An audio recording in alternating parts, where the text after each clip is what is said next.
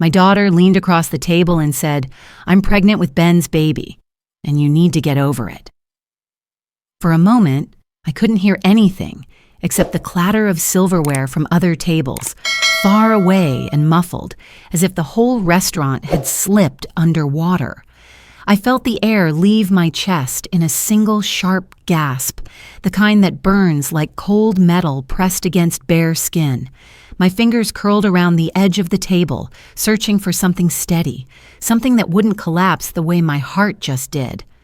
I must have blinked too slowly, because when my eyes focused again, she was already straightening her posture, smoothing her napkin, acting as if she hadn't just torn through the last bit of trust left between us. For a second, I couldn't speak. The words simply wouldn't travel up my throat. My mind was loud and silent at the same time, like a storm sealed inside a glass jar. "I thought you deserved to know," she added, her tone soft but detached, almost rehearsed. My jaw tightened. I tasted copper. "Deserve," I managed to whisper. It was the only word my mouth could form, and even that felt too heavy. She lifted her water glass and took a sip, her eyes flicking toward the window where the late afternoon light had begun to shift into something colder. The light landed across her face in a sharp line, splitting it in half, warm on one side, icy on the other. It felt fitting. Inside me, something trembled, not loud enough to be seen, but strong enough to shake memory loose from its quiet corners. I remembered her as a child, curled on my couch under blankets I bought with money I didn't have. Her fragile body weakened by an illness that held all of us hostage. I remembered staying awake night after night, listening to her small breaths, terrified one would be the last. I remembered loving her as fiercely as my own daughter. But I did not let myself sink into those thoughts for more than a heartbeat. They burned too much. She set her glass down and folded her hands, as if this were a polite conversation about weekend plans, not the unraveling of our family. "I know you're upset," she said quietly. A bitter laugh rose in my chest, but I swallowed it. My voice shook anyway. "You slept with your sister's partner. You stayed in her home. You let her build a life with that man while you climbed into her bed with him. And you think upset is the right word?" Around us, a couple at the next table stiffened. A fork paused mid-air. Someone cleared their throat, but no one looked directly at us, the way people avoid staring at a wound they're afraid might still be bleeding. She glanced down at the menu, though she clearly wasn't reading it. "I didn't plan for any of this," she whispered. "Ben and I just fell in love." A single sharp breath escaped me. The sound surprised even me. "Fell," I repeated softly. "You make it sound like you tripped." The waiter approached hesitantly, sensing tension like heat from a stove. "Are we ready to order?" "No," I said, forcing calm into my tone. "We're not." He nodded quickly and retreated, grateful to escape. My daughter lifted her chin at a small angle, an old habit she'd had since she was young, that instinctive tilt she used when she felt cornered and wanted to appear braver than she was. I recognized it immediately. It had accompanied dozens of medical decisions, hundreds of difficult nights, but this time, it only tightened something inside me. "Ben makes me happy," she murmured. "I didn't think I would ever get a chance at love after everything I went through. I thought you, of all people, would understand." Her words were soft, yet they sliced. I felt them physically, like a thin, precise blade slipping between ribs. "I always wanted happiness for you," I said, my voice barely steady. "But not like this, not built on the body of your sister's heartbreak, not stolen." She looked away, out toward the street where the evening shadows stretched longer, leaning against the glass like unwelcome guests. Her silence carried a new edge, something defensive, something almost expectant, as if she wanted me to apologize for not giving her the permission she already assumed she deserved. "You'll come around," she said finally. "Mom and Dad already have. They said you'd be difficult at first. My pulse throbbed in my temples. They said what? That you'd make this about jealousy or judgment, that you've always had a hard time letting go. They said you'd need time. The room tilted slightly, not enough to disorient me, but enough to make me feel the absence of solid ground. My hands trembled beneath the table, hidden in the shadow where linen and wood met. They told you that, I said carefully. She nodded, a small, almost pitying smile forming at the corner of her mouth. They're just trying to help. They said you've always had strong emotions. Strong emotions. That was how they explained the years I spent keeping our fractured little household from collapsing while she battled illness. That was how they repaid the endless nights, the constant sacrifices, the daughter I had raised inside my home, inside my heart. A coldness settled across my skin, heavy, deliberate. I pushed my chair back slowly. The legs scraped the floor, the sound loud enough to draw glances. She blinked up at me, startled. "Where are you going?" she asked. I reached for my bag. "Somewhere I can breathe." She frowned. "You're leaving?" I nodded once. "Yes." "But the bill—" I let my gaze rest on her for a long, still moment. "You can handle it," I said quietly. Because for the first time since she was 3 years old, I realized she expected me to carry not just her burdens, but her betrayals too. I stepped away from the table without looking back, the cold air of the restaurant doorway rushing against my face like a warning, or perhaps a beginning. Yet just as I reached the exit, I heard her call after me, her voice trembling with something I couldn't name. "Mom, don't make this harder than it has to be." I stopped walking, because the way she said it told me something much darker was waiting beneath her calm veneer, something she wasn't ready to reveal, but was already preparing to use. And I knew, with a clarity that hurt, that this moment was only the beginning of what she expected me to accept. The cold evening air slapped against my skin the moment I stepped outside, a sharp wind pushing up the street as if trying to drive me back inside that restaurant, back into the conversation I refused to finish. I wrapped my arms around myself and walked anyway, one slow step after another, the way you move after receiving news that rearranges the bones of your life. The sky was turning that bruised shade of purple that appears just before night settles. Car headlights flicked across the sidewalk. A bus rumbled past, shaking the ground beneath my feet. Everything around me was loud, alive, ordinary. So painfully ordinary that it made the chaos inside my chest feel even more unreal. I didn't go home right away. I couldn't.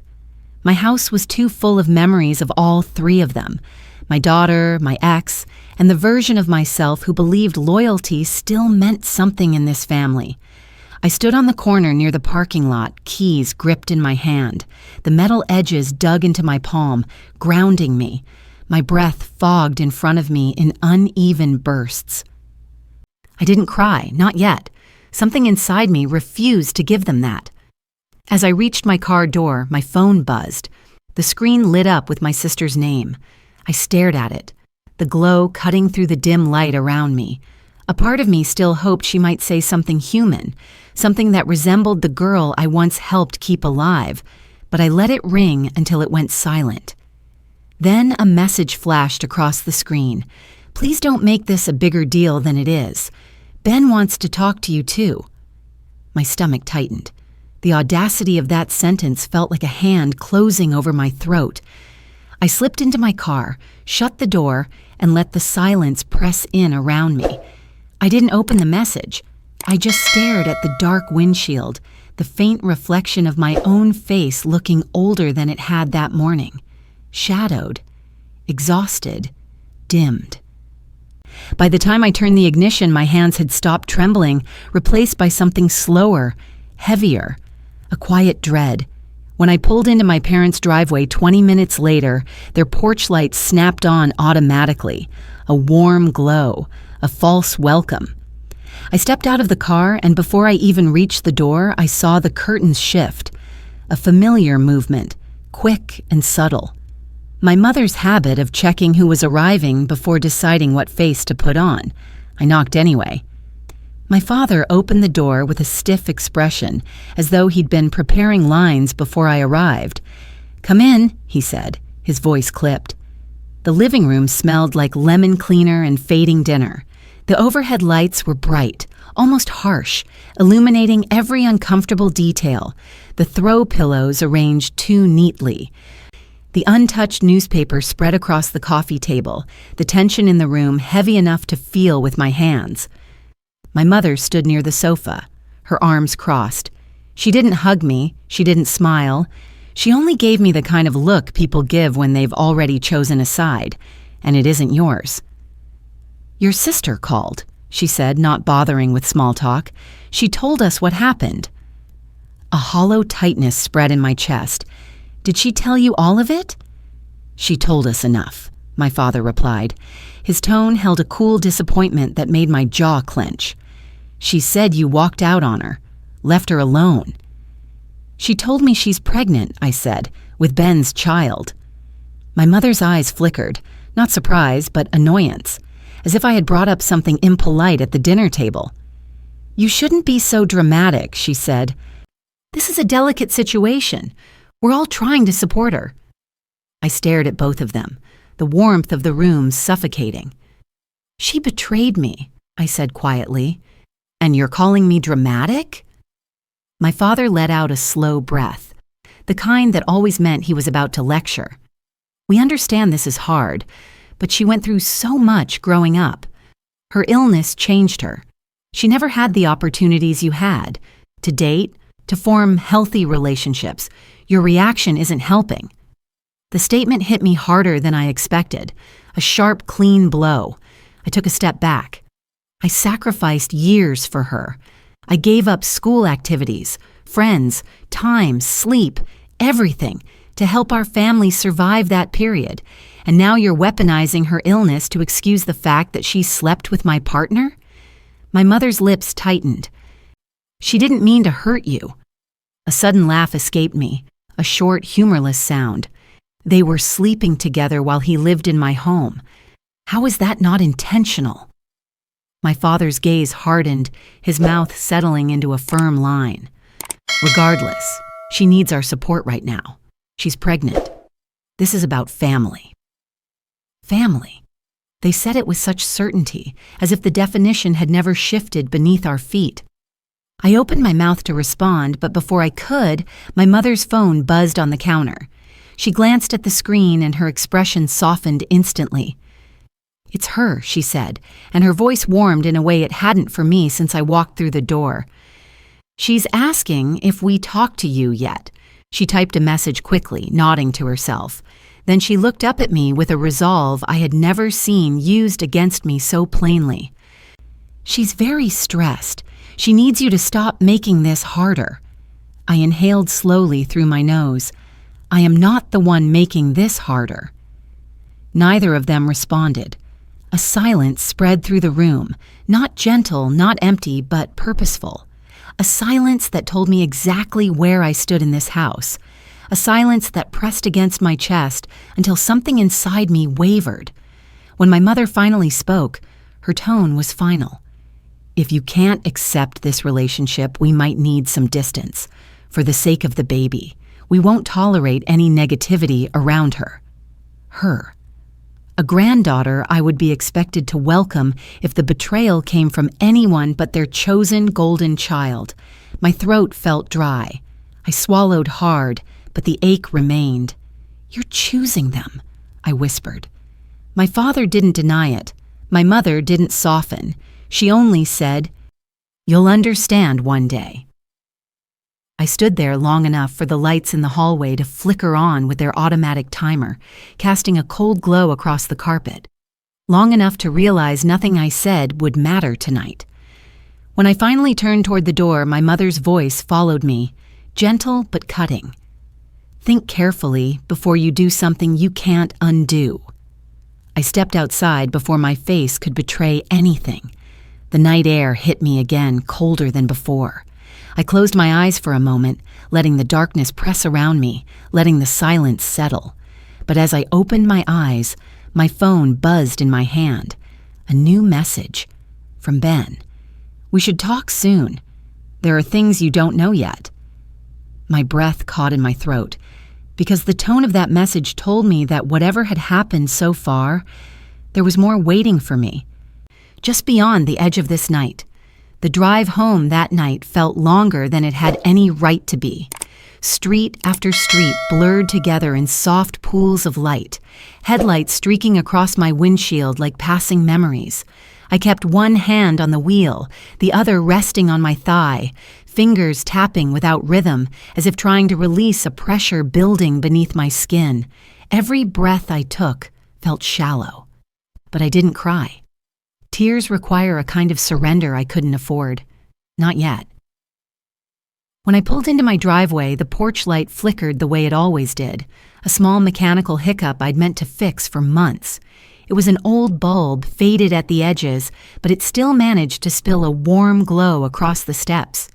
That light had been with me through so many nights, some comforting, some unbearable. Funny how something as plain as a porch light becomes part of your life's quiet background. Its presence, a marker of all the years spent trying to keep a home steady. Inside, the living room greeted me with its usual stillness. The sofa, the blanket draped over its arm, the framed photos on the mantel, every detail held the weight of ordinary days I once took for granted. Days before betrayal turned the familiar into something fragile. I slipped off my shoes and moved toward the kitchen. The faint scent of the coffee I'd brewed that morning lingered in the air, bitter, slightly burnt. It reminded me of those early years after I moved out of my parents' house, when I was young and broke and determined to build a life that didn't revolve around crisis. Coffee was my small anchor back then, a cheap comfort, a quiet promise. A moment each morning that belonged to me and no one else. I filled a glass of water and leaned against the counter, letting cold tile press into the backs of my legs. The silence in the house stretched around me, deep and unbroken. In that stillness, memories drifted forward, one after another, like pages turning themselves. I didn't choose to raise my sister. Life chose it for me. Not that anyone ever said it out loud, but when you're the older child in a family that runs on fear and obligation, you learn quickly what your role is. When she was first diagnosed, the world cracked open beneath us. I can still remember the hospital hallway, its fluorescent lights humming overhead, the smell of antiseptic stinging my nose. I had been 16, a year where most girls were worrying about prom dresses or college applications. But I stood in that hallway with my hands clenched into fists, listening as the doctor explained treatments, risks, survival rates. My parents nodded, pale and terrified, grasping for any detail that sounded like hope. No one asked how I felt. I don't think it even crossed their minds. Their fear swallowed everything else. And I swallowed mine too, because what else was there to do? The months that followed were a slow unraveling. I dropped from volleyball because the practices clashed with her treatments. I stopped going out with friends because someone always needed to drive her to the doctor or pick up prescriptions. When medical bills piled up, I took a part-time job after school, the paychecks disappearing into envelopes my mother tucked into a drawer with trembling hands. At the time, I told myself it was what any sister would do. I told myself love looked like sacrifice. That family came before everything else. But there were quiet moments I never spoke about. Moments where I stared at the wall of my bedroom and wondered if anyone would ever choose me with the same devotion I gave them. Moments where resentment curled through me like smoke, but I extinguished it before it ever reached the surface. I had no right to feel angry, I told myself. She was the one suffering. And despite everything, we were close. Truly close. I used to sit with her on the couch during long recovery days, watching movies we'd both seen 100 times. She'd rest her head on my shoulder, thin and warm, and for a little while, the heaviness lifted. Those were the memories that made the hard years worth it. the soft, unspoken connection between us. But illness has a way of reshaping a family. It changes gravity. Everything bends toward the one who needs the most, and the rest of us learn to hold ourselves together without asking for attention. I carried that training into adulthood without realizing it, into relationships too. When I met Ben, I thought I had finally found someone who saw me, really saw me. He had a way of leaning in when I talked, listening with his whole face, his eyes kind and focused. For the first time in years, I felt interesting, wanted, visible.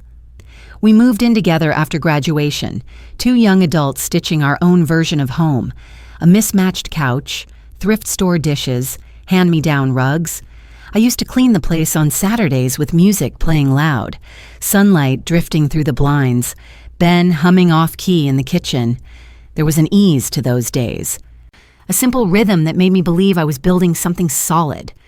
My sister visited often. She'd flop down on the couch, talking about classes or work, teasing me about the way I arranged the pantry alphabetically. Sometimes Ben would join the conversation, and the three of us would sit there talking about nothing and everything. I never imagined anything sinister in those interactions. Why would I? I trusted them both. I remember one moment in particular, small, insignificant at the time. I had been washing dishes after dinner while the two of them laughed in the living room over some joke I had missed. Their laughter twined together, bright and easy, and I felt a strange tug inside my chest. A flicker of discomfort I brushed away as quickly as it came. I didn't know then that sometimes the body senses betrayal before the mind does. After I finished the dishes, I walked into the living room and found my sister holding one of my old photo albums, memories from high school and early college. The pages worn, corners bent. She traced a finger over a picture of me in my volleyball uniform, a memory from a life I left behind too early. "Do you ever miss it?" she asked. I froze for a moment, not because of the question itself, but because her voice had held something fragile. "Sometimes," I admitted. She nodded, still staring at the picture. "You were really good." I didn't know what to say to that. Praise from her always felt complicated, like she was reminding me of a sacrifice I made willingly, but she benefited from unwillingly.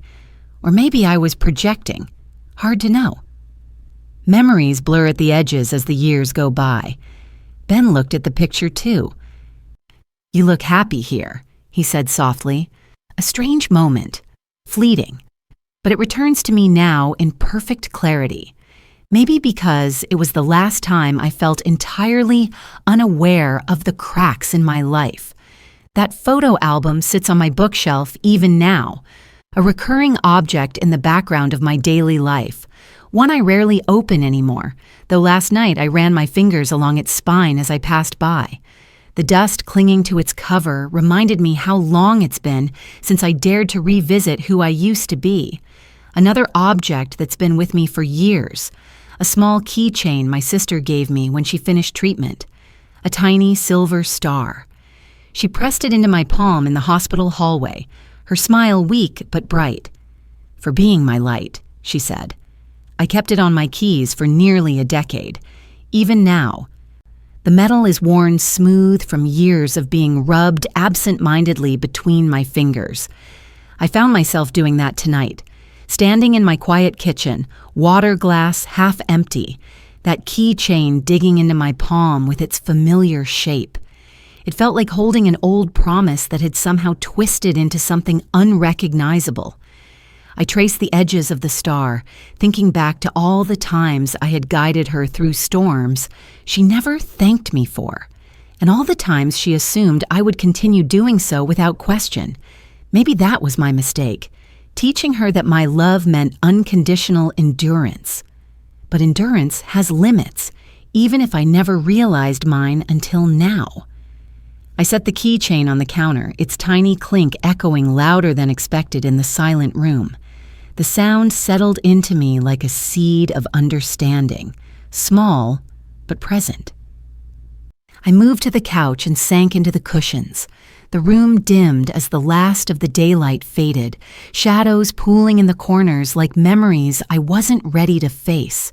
In the dark, I allowed myself to revisit the countless moments when my parents praised her resilience while letting my own sacrifices disappear into the background.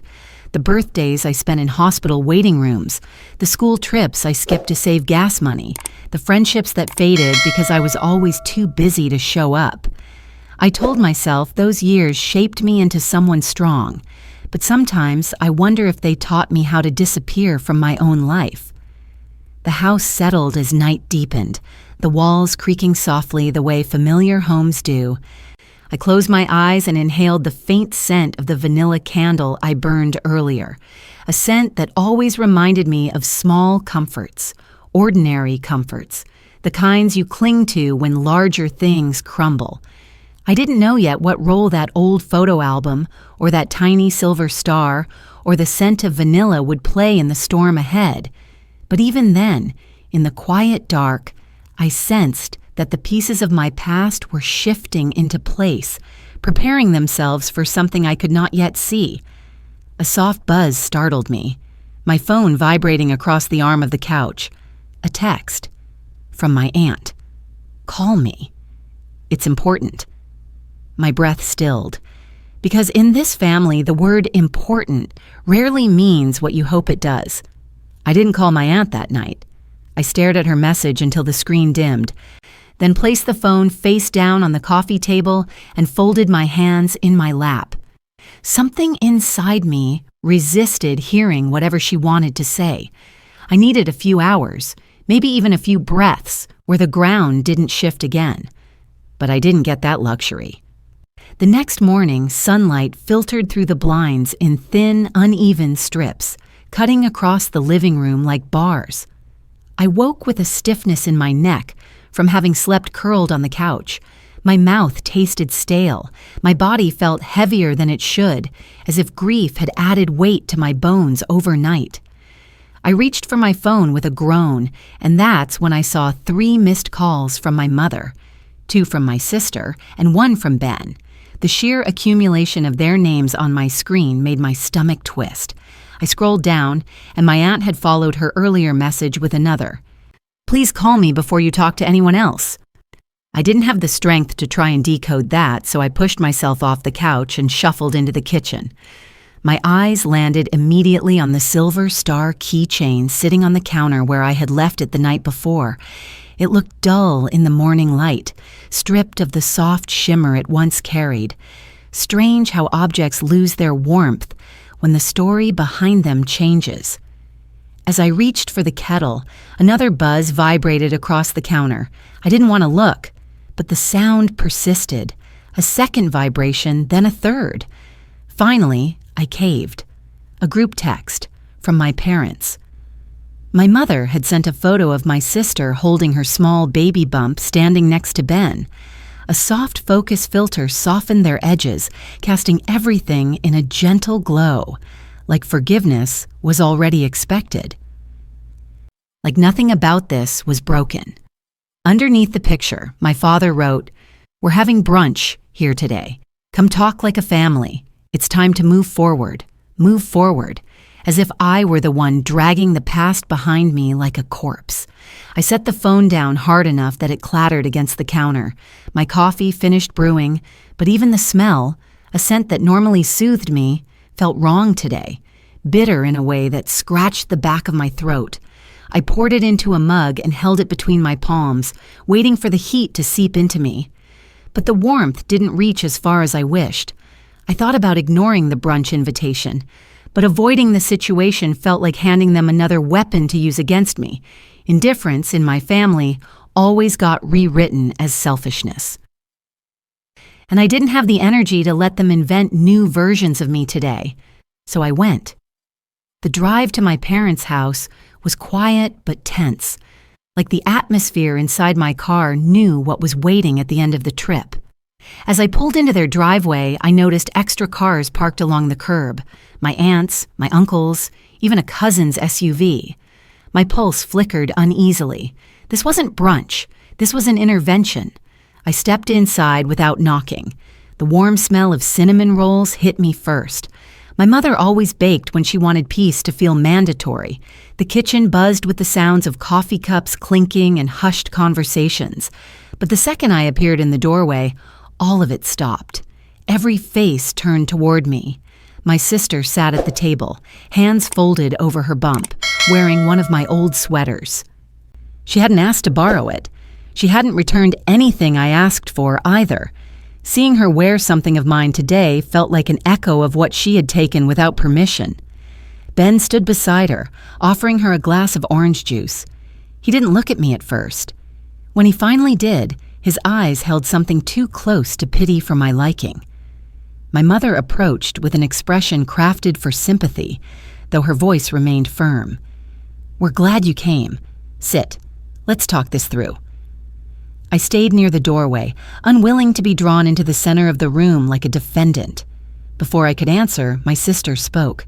Her voice was gentle, almost trembling, but not with fear, with anticipation.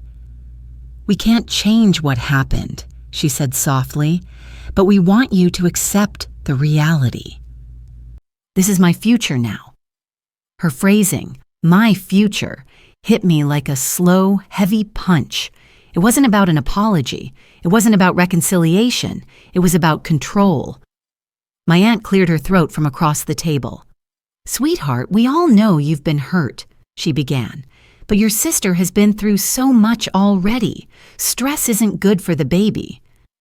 Humiliation, the first of the morning, rose swiftly. Not because of their words, but because of the implication.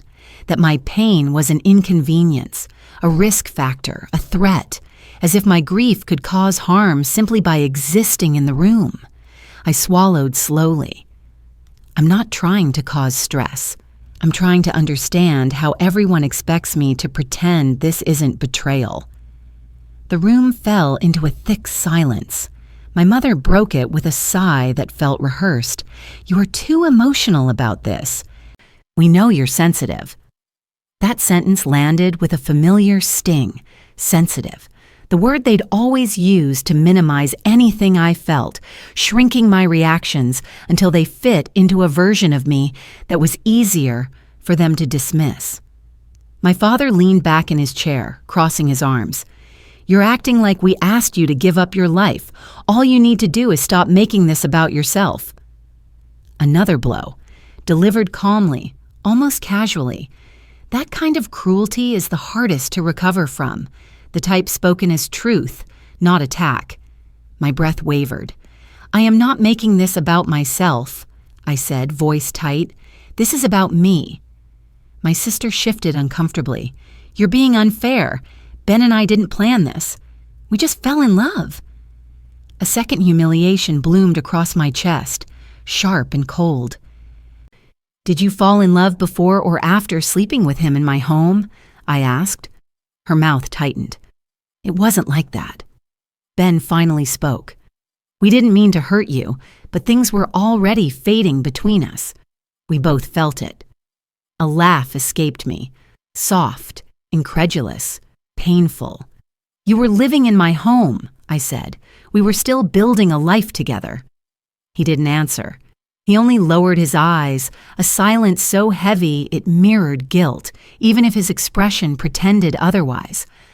My mother stepped forward, placing a hand on my sister's shoulder. "She can't handle conflict," she whispered loudly enough for the room to hear. "It's always been hard for her." Another hush, another blow, another moment where my body froze before my mouth could respond. My aunt avoided my gaze, staring at her coffee. My uncle exhaled quietly through his nose. Cousins looked down at their phones. No one defended me. Not one. A metallic ringing filled my ears, a faint echo like the clatter of the silver star keychain against the countertop last night. That tiny object, once a symbol of gratitude, now mirrored the weight of every moment I had collapsed myself to be strong for her. My eyes drifted toward the living room doorway, where a soft yellow lamp cast a warm pool of light. That light had always meant safety in this house, But today, it felt misplaced, misleading. Warm light should comfort, but all I felt was cold. A sudden buzzing broke through the tension, my phone vibrating in my pocket. I pulled it out, expecting another lecturing message. Instead, it was my cousin. "Call me as soon as you leave. It's worse than you think." My heart thudded once, hard, before I could react. My mother reached out, gently closing my hand around my phone. "Put that away," she said softly. "This is family time." A third humiliation, delivered with a smile. My father gestured to the empty chair. "Sit down. We're trying to help you." Help. Their word for obedience. My voice felt distant when it emerged, as if coming from someone standing behind me. "I don't think any of you want to help me." My mother blinked, offended. "How can you say that?" I opened my mouth, but the words didn't come. Not because I didn't know what to say, but because the truth was finally rising inside me, thick and undeniable. I wasn't valued here, only useful. And now that I wasn't useful, I was expendable. The silence that followed stretched long enough to press against my ribs. My sister shifted in her chair, whispering something to Ben, and he nodded, glancing at me with a look that felt dangerously like condescension. I inhaled slowly, fighting the urge to tremble. The star keychain's absence from my pocket felt like a missing piece of armor. When I finally spoke, my words were quiet. "I need to go." My mother stepped forward, blocking my exit slightly. Her voice was low, almost pleading, but not for me.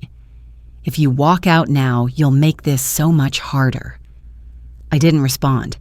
I stepped around her, moved through the hallway where family photos watched from the walls, opened the front door. Cold air flooded my lungs. But just as I stepped outside, my father called after me, his voice sharp enough to slice the morning open. "If you leave now, don't expect us to chase you." I paused at the threshold. The weight of his words settled on my shoulders like a final confirmation. A quiet collapse inside me, one no one saw, one that left me upright but hollow. Then I walked to my car, closed the door, and exhaled the breath I had been holding since I arrived. My cousin's message flashed again. "Call me, please." I stared at it, my heartbeat unsteady, because whatever I had learned today, it wasn't the worst of it. Not yet. I didn't start the car right away. I sat there with my hands on the steering wheel, knuckles white, breath trembling in and out of me like something unsure whether it wanted to stay. The morning sun had risen fully by then, bright and indifferent, cutting across the dashboard in sharp angles. It made the dust on the console sparkle in a way that felt almost cruel, beauty existing so easily next to pain. My cousin's message glowed on my phone screen again. "It's worse than you think. Before today." I might have doubted that. Now it felt like the only thing that made sense. I dialed him. He picked up on the first ring. "Are you out of the house?" he asked, his voice tight. "Yes." "Good, don't go back in." A slow chill crawled along my spine. "Just tell me." He hesitated, an audible pause filled with whatever he didn't want to be the one to say. I could hear wind through the speaker, the faint thump of his heartbeat as if he were running or pacing. "They didn't tell you everything," he finally said. "Your mom is trying to control the narrative. They want you to be the problem so no one has to look at what actually happened." My fingers tightened around the phone. "I know she's pregnant. I know they were together long before I found out." "It's not just that." His breath hitched. "They've known for months. All of them. Your parents. Your aunt. Hell, my mom too. They knew she was seeing Ben. They knew she was pregnant. They just didn't want to tell you because they thought you'd react badly." Another blow. But it didn't land the way the others had. This one didn't break me. It clarified me.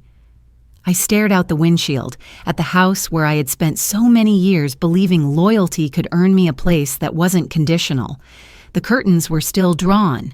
Somewhere inside, they were probably already rewriting my exit as selfishness. "They protected her again," I whispered. "No," my cousin said. they sacrificed you again. There's a difference. Something inside me stilled. For the first time in days, maybe years, the noise in my mind eased into a sharp, unnerving quiet, like the moment before glass shatters, when everything in the air holds its breath. "I need you to hear me," he continued. "You're not crazy. You're not wrong. You're not the villain. They've been treating you like a resource since you were a kid." I closed my eyes. The truth wasn't surprising. It was simply something I had never allowed myself to say out loud. It settled into me with a heavy inevitability. "They always assume you'll bend," he added softly, "because you always have." The words were gentle, but they cut deep. I had bent my whole life.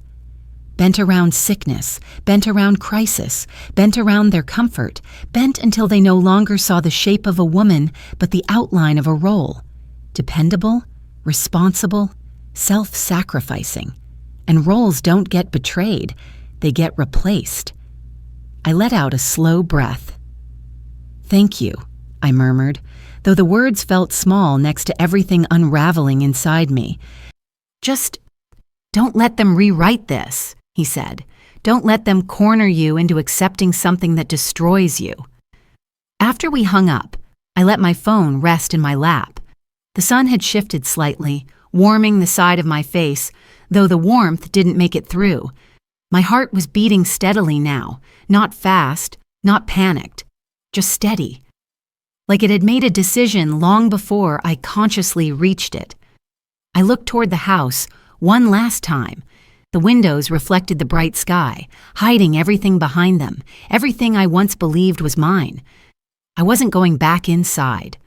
My hand brushed against my keychain as I reached for the ignition. The silver star was still missing from it, sitting alone on my kitchen counter at home. A symbol once meant to thank me for saving her life, now stripped of meaning. But as I thought about it, something unexpected flickered through me. Maybe the star never represented gratitude. Maybe it represented expectation. A reminder that my role was to be her light, her anchor, her caretaker, never myself. Maybe letting go of it wasn't losing something. Maybe it was reclaiming something. I turned the key. The engine hummed to life, steady and strong, a soft vibration running through my palms. As I drove away from my parents' street, the houses blurred past, but my mind was sharper than it had been in years. Every mile I put between myself and that brunch felt like peeling away another layer of a story that had been written for me long before I ever questioned the plot. Halfway to my home, my phone buzzed again, a new message from my mother. "You leaving was embarrassing for everyone. Your sister is very upset. Please apologize so we can put this behind us." A strange laugh escaped me. Not bitter, not hysterical, clear, quiet, honest. I wasn't going to apologize, not for leaving a room built to silence me, not for walking away from people who only called it family when I was the one bleeding for it. Something inside me shifted, subtle but irreversible. A line I had never crossed before, finally crossed. When I arrived home, the house welcomed me with its quiet, the way it always had. I walked to the counter, picked up the silver star, and held it in my palm. For the first time, it felt small, and I didn't feel obligated to carry it anymore. I set it down gently, not out of reverence, but closure. Then my phone buzzed again, a new name on the screen. "Ben, I need to talk to you. It's urgent." I stared at the message, an odd calm settling over me. Because this time, I wasn't afraid of what he had to say. This time, I felt ready. The snap wasn't loud. It didn't scream or shatter the air. It was simply the quiet point where endurance ended and clarity began. I didn't answer him right away. I stared at the message on my screen. "I need to talk to you. It's urgent." And let the words sit there, glowing in the quiet of my kitchen. A week ago, that tone would have sent me spiraling, scrambling to fix whatever urgent thing he'd dropped onto my shoulders. Now I just felt tired. I turned the phone face down on the counter and filled the kettle. The silence in the house wasn't as heavy as it had been the night before. It was still there, but it no longer felt like it belonged to them. It belonged to me. As the water heated, I picked up the silver star keychain again. I held it between thumb and forefinger, feeling the tiny ridges, the smooth center worn down by years of nervous rubbing. For a moment, I thought about throwing it away, dropping it into the trash, and listening to it disappear under coffee grounds and eggshells. Instead, I opened the drawer by the stove, the one full of random things, old receipts, tape, pens that sometimes worked. I placed the star carefully at the back. Not in sight, not in reach, not gone, just not over my heart anymore. My phone buzzed again. Another message from Ben. Please, just hear me out one time. Then you never have to talk to me again. The old version of me would have answered immediately, desperate for answers, for closure, for something that made sense of all this. The woman standing in this kitchen now knew she didn't need his explanations to validate what she'd already lived, but I did need something else. Not for them, for me. I picked up the phone and typed, "One conversation. Public place. Tomorrow, 7 p.m. I picked the location. His reply came almost instantly. Okay, name the place. I thought of hospitals, of waiting rooms, of too bright lights and whispered conversations. I thought of birthdays spent under fluorescent bulbs. I thought of all the times my parents said, "We just want what's best," when what they really meant was, "We want what makes our lives easier." I chose a quiet coffee shop across town, not the one near my parents' house, not anywhere he could claim as his territory. After I sent the details, I set the phone down and exhaled slowly. My hands were steady. That surprised me. The rest of the day, I moved through the house with a different kind of intention. I pulled out an old notebook from the drawer beneath the TV, the same one I used to jot down grocery lists and half-finished thoughts, and turned to a clean page. At the top, I wrote 3 words. What actually happened? For years, the story of our family had been told by everyone but me. Doctors, social workers, my parents, relatives who only visited for holidays, they all had a version of us, of me. I realized, sitting there with a pen in my hand, that I'd never actually written my own. So I started. I wrote down dates I could remember, rough months, approximate years, the year my sister got sick, the summer I quit volleyball, the fall I got my first job and handed my mother my paycheck without question, the day I moved in with Ben. The first time my sister stayed over because she needed a break from the house. The night I walked into my bedroom and found them. I wrote what I could recall they said, what I felt, what I did afterward. Every time my memory blurred, I paused, took a breath, and asked myself quietly, what did it cost me? Then I wrote that down too. Hours slipped by. The afternoon light shifted from bright to soft, then to that dusky gray blue that drapes itself over the world before night. My hand cramped. My back ached. But I kept going until the first page was filled, then the second, then the third. When I finally stopped, my chest felt different. Not lighter, not yet, but organized in a way, as if the chaos inside had been laid out on the table where I could see it. My phone buzzed again. This time, it was my aunt. Call me if you're up to it. I hesitated, then dialed. She answered with a sigh that sounded like it carried years of unsaid sentences. "I've been waiting for you to reach out," she said. "You told my cousin things," I replied, "things no one else would." "That's because everyone else is too busy protecting the image of the family to deal with the reality." Her voice hardened. "I am too old for that." I moved to the living room and sat at the edge of the couch. "Did you know," I asked, "that they all knew about the relationship and the pregnancy before I did?" "Yes," she said after a beat. "I found out at a barbecue 2 months ago. Your mother was talking about baby names like it was the most normal thing in the world." My throat burned. I stared at the photo album on the shelf across from me, its worn spine catching the last scraps of daylight. She said, my aunt continued slowly, that you'd overreact if they told you, that you'd make it all about you. She said they just needed time for everyone to adjust, and then you'd fall in line like you always do. Something in my chest clicked into place. A puzzle piece I hadn't known was missing. My aunt lowered her voice. I told her she was wrong, that they were using your history, your sacrifices, to justify walking over you again. She didn't like hearing that. I laughed softly without humor. Of course she didn't. I need you to understand something, my aunt said.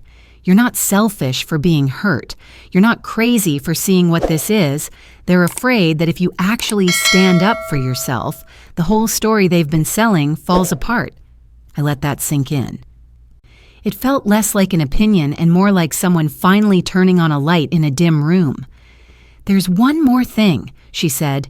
Your sister told your mother that she hoped you wouldn't ruin her experience of having the first grandchild. Your mother repeated it to me like she agreed.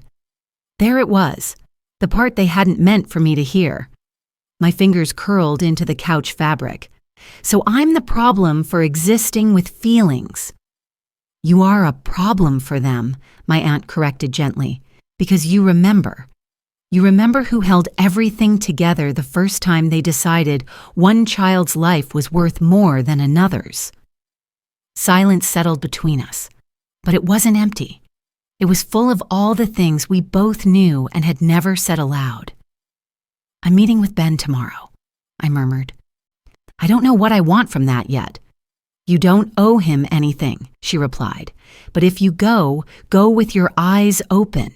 And if he says anything that confirms what you've already sensed, write it down. Keep a record. Don't trust anyone else to hold the truth for you. After we hung up, I retrieved the notebook again and added another heading on the next page. What they admit. I left the space below blank for now. Evening folded itself over the house. I turned on a single lamp, its warm light pooling over the coffee table. It reminded me of the lamp in my parents' hallway, the one that used to represent safety. The difference was, this light wasn't lying to me. Before bed, I did something I'd never done before. I opened the photo album. The pages cracked softly, the plastic cover still clinging to old pictures. There I was, standing in a faded volleyball uniform, hair pulled back in a messy ponytail, eyes bright in a way I hadn't seen in years. I stared at that girl's face for a long time. What would you tell me? I whispered, surprising myself. The answer came from somewhere deep inside. You were real before their emergencies. You are still real now. I closed the album and placed it gently back on the shelf. The next day moved in jerks and starts. I went through the motions at work, answering emails, nodding through meetings, my mind split between the tasks in front of me and the conversation looming at 7 p.m. Every so often, my hand would drift to where the keychain used to hang against my hip. Each time, my fingers found empty air. It was a good reminder. On my lunch break, I printed out a few things I never thought I'd need. Screenshots of text threads, timestamps of calls, a copy of the lease with both our names, photos from holidays where my sister stood too close to him, laughing at jokes I wasn't part of. I wasn't sure yet how I would use any of it, but gathering it made one thing clear. I wasn't crazy. The pattern was there, ink and pixels and dates that formed a story no one could casually erase with words like overreacting and too emotional. By late afternoon, my stomach twisted every time I checked the clock, not with dread anymore, with anticipation laced with something sharper. At 6:30, I stood in front of the bathroom mirror, hands braced on the sink. The woman looking back at me had faint lines around her eyes, deeper now from stress and sleepless nights, but there was something new there too, an edge of steadiness that hadn't been present just a few days ago. You are not going there to beg, I whispered to my reflection. You are going there to see clearly. I grabbed my bag, slipped the notebook inside, and headed out. The coffee shop was calm when I arrived. Low conversation, the hiss of the espresso machine, soft music humming in the background, Warm light glowed from hanging lamps, casting gentle circles onto the dark wooden tables. I chose a table near the window, back to the wall out of habit. Ben arrived 5 minutes late, looking like he'd spent more time measuring his remorse than his outfit. He scanned the room, spotted me, and walked over with a hesitant smile that used to make my chest flutter. Now it just made my skin tighten. "Thanks for meeting me," he said quietly as he sat down. I folded my hands on the table. "You said it was urgent." He glanced around, then leaned forward. "I know you hate me. I know I deserve that. But there are things you need to know. Things about how all this happened. It's not as simple as you think." A familiar script. Not my first time hearing some version of, "It's complicated." "I'm listening," I said. He rubbed a hand over his face, exhaling hard. "Your parents. They were more involved than you realize. They knew long before you walked in that day. They actually—" He stopped himself, eyes flicking to mine. "That they what?" I asked, my voice calm. He hesitated, fear and shame wrestling behind his eyes. When he spoke again, his words came out low. "I shouldn't even be the one telling you this, but I can't keep carrying it. They told me to keep it quiet. They said you'd handle it badly if you found out before they were ready." My heart hammered once, hard. Not at the content, it only confirmed what I'd already been told, but at the casual way he said it, like my pain was a scheduling conflict they'd tried to manage. "And you agreed," I said. His silence answered for him. He opened his mouth again. "There's more. About when it started. About what they said about you. I have messages. Proof. I watched his face carefully, because in that moment I understood something new. He wasn't just confessing. He was afraid. Not of losing me. Of losing whatever safety he thought he had in aligning with them. For the first time since this began, the imbalance shifted slightly. I reached into my bag, fingers brushing against the notebook. If they had written a version of this story without me, it was time I started gathering the parts they hadn't meant for me to see. "Show me," I said quietly. He swallowed, pulled out his phone, and began scrolling. As the screen's glow lit his face, I felt the air around us change, because whatever he was about to hand me would become the line between what I suspected and what I could never again deny. Ben hesitated before turning the phone toward me, like he expected the truth to bite. His thumb hovered over the screen, and for a moment the cafe's warm lamplight cast a trembling reflection across the glass. When he finally handed it over, the device felt heavier than it should, heavy with the weight of what he'd been carrying, or concealing, or simply trying to outrun. The first message thread he opened was between him and my mother. My breath caught. Her name at the top of his screen looked surreal, almost comical in its familiarity. I tapped into the thread with a cautious finger, my pulse thudding through my fingertips. The earliest messages were almost 6 months old. "Thank you for checking in on her. She really needs stability right now." Then, a later one. "Don't tell her anything yet. She reacts emotionally, and it'll make things harder for all of us. Harder for them. Always them. Never harder for her.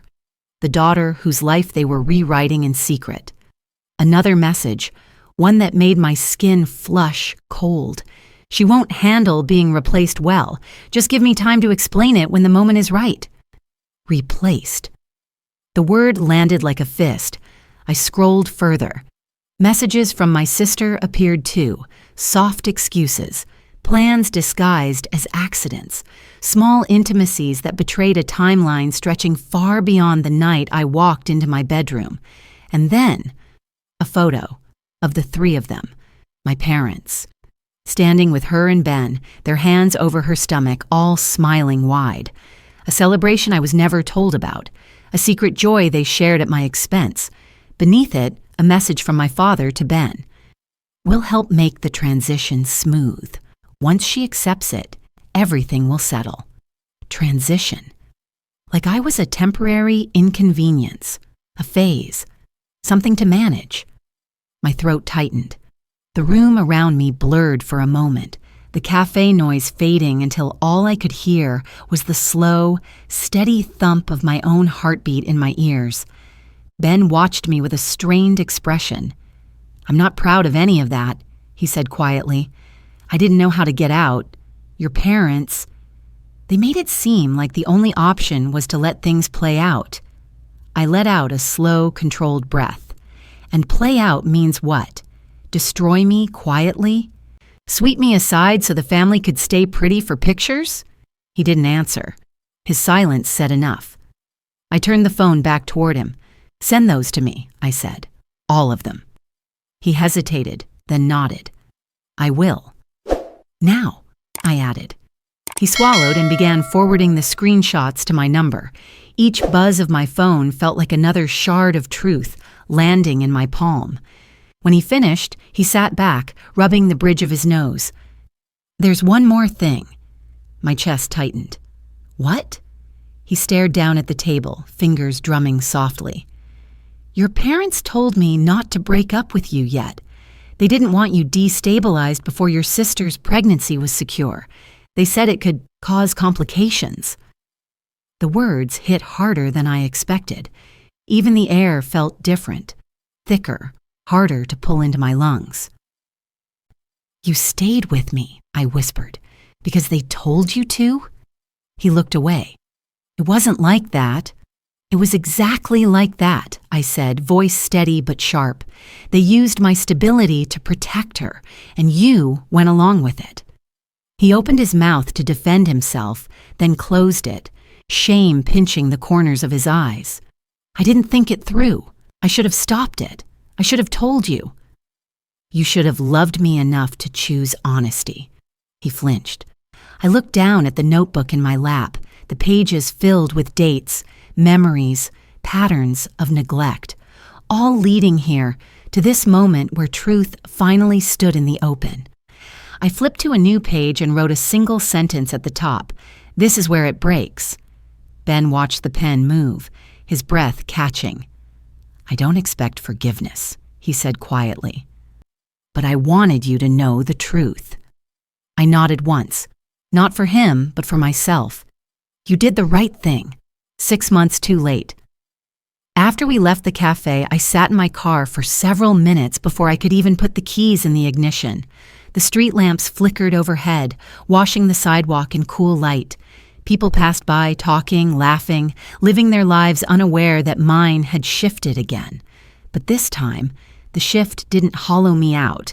It sharpened me. By the time I pulled into my driveway, a strange calm had settled over me. The kind that comes after a storm breaks open the sky. I walked inside, set my bag on the table, opened the notebook, and began printing out every screenshot Ben had sent. Watching each sheet slide out of the printer felt like stacking bricks for a foundation I never realized I needed. When I finished, I spread them across the table. Messages, dates, photos, fragments of betrayal forming a timeline, a map of how they dismantled me in pieces, and how I would put myself back together without them. I took a photo of everything and sent it to my aunt. Her reply came minutes later. "They won't expect you to confront them. They assume you're still trying to keep the peace." I stared at the pages, at the proof, at the evidence of an entire family's quiet cruelty. "I'm done keeping the peace," I whispered. The next morning, I drove to my parents' house. I didn't announce myself. I didn't give them time to prepare excuses or rehearse speeches. I simply knocked. My mother opened the door, surprised to see me. "Oh," she said, smoothing her hair, "you're finally ready to talk like an adult." I looked at her with a steady, unblinking calm. "Yes," I said, "I am." She frowned slightly. Something in my tone unsettled her. "Good." My father stepped into the hallway. "If you're here to apologize..." I lifted the manila folder I had brought with me, thick, heavy. "I'm not here to apologize," I said softly. He looked at the folder. "What's that?" "Truth," I replied. "Yours, actually." They exchanged a puzzled glance. My sister walked into view from the living room, hand on her stomach, wearing the same soft expression that had fooled everyone for years. "What's going on?" she asked, her voice dripping with confusion. I stepped past my parents into the living room without waiting for permission, placed the folder on the coffee table, opened it with a single deliberate motion. Screenshots spilled out like spilled light. Bright phone backgrounds, message bubbles, dates, timestamps. My mother's face went pale. My father's mouth tightened. My sister froze, her gaze catching on the familiar conversations. What is this?" she whispered. "Receipts," I said. "Every message you all exchanged with Ben. Every word you thought you could say behind my back." My mother reached for one of the pages, but I placed my hand over it before she could touch it. "No," I said quietly. "You don't get to hide this." She pulled her hand back slowly, almost trembling. My father cleared his throat, puffing up with false indignation. "There's no need to escalate." "This isn't escalation," I cut in. "This is revelation." He blinked, thrown off by the steadiness in my voice. "I know you told him to stay with me until her pregnancy was secure.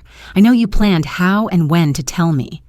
I know you referred to me as a stability plan and a complication." Silence. My sister stepped forward, voice cracking. "You don't understand." I turned to her, feeling the shift inside me settle into place. "No," I said. "You don't understand, because you've never had to. They protected you from the consequences of your actions for so long you forgot they existed." She flinched like I'd slapped her. My mother tried to speak. "We were trying to keep the family together. You're overreacting." I exhaled slowly. "There it is, the word you always use to shrink me." I leaned forward slightly. "But I'm not small anymore." My father stepped closer, anger creeping into his voice. "How dare you come in here?" "How dare you," I said, my voice suddenly cutting through the room like glass breaking. "How dare you decide I was disposable? How dare you protect them while dismantling me quietly? How dare you call yourself parents when all you've done is manage me the way you manage a problem?" The room went still. Even the air stopped moving. My mother's chin quivered. My father's jaw worked silently. My sister's eyes filled with tears she had never earned. I gathered the folder, the pages of truth, and carried it toward the door. "From now on," I said, turning back to face them, "I don't carry your secrets, or your shame, or your story." My hand closed around the doorknob. "You wanted distance?" I whispered. "Now you have it." Their silence collapsed around me like a building finally giving way under the weight of its own rot. And as I stepped outside, closing the door behind me, one thought rose clearly in my chest. I had finally walked away, not just from them, but toward myself. I didn't cry when I reached my car. I didn't shake. I didn't fall apart the way I always imagined I would if this moment ever came. The moment I finally confronted the people who raised me, the people I spent my whole life trying to protect, trying to please, trying to earn love from that seemed to evaporate the moment I needed any in return. Instead, I sat there with my hands resting lightly on the steering wheel, the morning sun settling over me like a thin, warm veil. A soft breeze drifted through the crack in the window, carrying the faint scent of cut grass and someone's distant laundry detergent. Ordinary things, beautiful in their simplicity. For the first time in weeks, I noticed them. My shoulders dropped. My breath sank deeper. The world felt wide again. As I backed out of their driveway, I knew I wasn't going back. Not today. Not tomorrow. Maybe not ever. The door I closed behind me wasn't just the one to their house. It was the door to the version of myself who kept shrinking to fit inside rooms that were never built for her. On the drive home, I thought of the girl in the photo album, the one in the volleyball uniform, strong-legged, bright-eyed, unaware of the weight she would one day be asked to carry. There had been a time when I believed she was gone forever, but today, an unexpected truth settled in my chest. She wasn't gone. She had just been waiting for me to come back for her. When I stepped into my house, I didn't turn on the lights. I let the soft morning glow filter through the curtains, casting the living room in warm gold. I walked to the kitchen and opened the drawer where I'd placed the silver star. It lay there quietly, no longer glowing with old memories or the pressure of promises I could never keep. Just a small piece of metal, a shape, a past version of love. I picked it up, feeling its coolness settle into my palm. For years, I carried it everywhere, attached to my keys, rubbing against my fingers every time life felt too heavy. It used to remind me that I was needed, that my purpose was to be someone else's light. Today, holding it again, something shifted. I realized I didn't want to be a light that burned itself out to keep other people warm. I wanted to be a light that illuminated my own path. I walked outside to the small patch of earth by the fence where I plant herbs every spring. The soil was still soft from yesterday's rain. I dug a small hole, placed the star inside, and covered it gently with dirt. Not as a burial. As a letting go. A quiet returning of something that no longer belonged to me. When I stood, my breath moved easier. The house behind me felt different, too. Not a place holding the aftermath of betrayal, but a place waiting to be lived in fully, finally, on my own terms.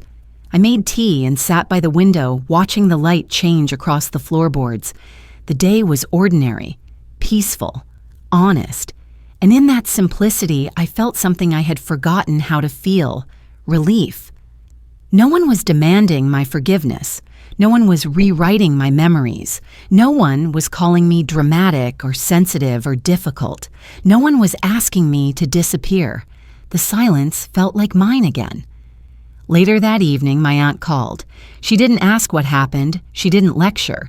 She simply said, "I'm proud of you," in a tone that softened something inside me that had been hard for far too long. I thanked her, and after we hung up, I sat in the dusk-lit living room, letting the quiet settle over me like a blanket. My life wasn't fixed. My heart wasn't healed, but it was mine again, uncompromised, unclaimed, unbroken in ways that mattered. I don't know what will happen with my sister, or my parents, or the child they are expecting. Maybe someday the paths between us will shift again. Maybe they won't. I'm not making promises to any future but my own. What I do know is this. For the first time, the person I'm choosing is me. The girl in the photo album would be proud, and the woman I am now finally feels strong enough to let her be. When the last light of day slid across the room, I whispered into the stillness, a truth I had carried silently for too long. I'm allowed to walk away. It didn't echo. It didn't tremble. It simply was. And that was enough. If the silver star taught me anything, it's that symbols only have the power we give them. I used to hold it because it reminded me of who I was expected to be. Now, letting it go reminds me of who I'm finally becoming. If any part of my story touched a quiet place in you, tell me. Sometimes sharing the truth is the first step toward reclaiming your own light.